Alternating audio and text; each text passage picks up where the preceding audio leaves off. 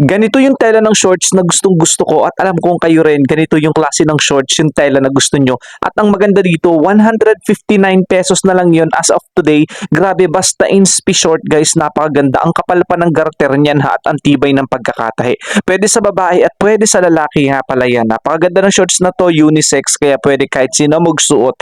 Ang gandang suot lang nito guys, hindi lang siya basta pambahay. Pwede mo rin niyang isuot sa labas kapag mamamasyal ka. Pwede mo rin isuot pang mall kahit saan ka pumunta. Napakagandang suot ng gantong klase ng short. Maraming available color yan guys. Para sa reference, ang suot ko nga pala ay size medium pero yung buy one ko is size 32. Sakto lang sa akin yung medium. Pwede rin yan sa babae at lalaki ha. Napakaganda guys. Ayan, ang kapal ng garter nito. Tapos yung mga pagkakatahi.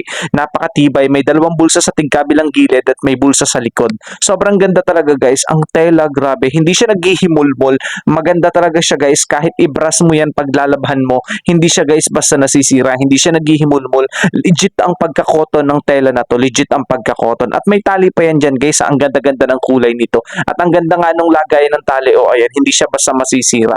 Grabe, sulit kayo dito guys. Napakagandang pamporma ng shorts na to na kahit saan nyo isuot, hindi kayo mapapahiya. Alam nyo yung shorts na tipong hindi basta-basta, hindi mukhang putyo-putyo. Pero sa halagang 159, napakamura mo mabibili. Kaya sulit na sulit kayo. Ang laki ng matitipid nyo. Kaya check out mo na.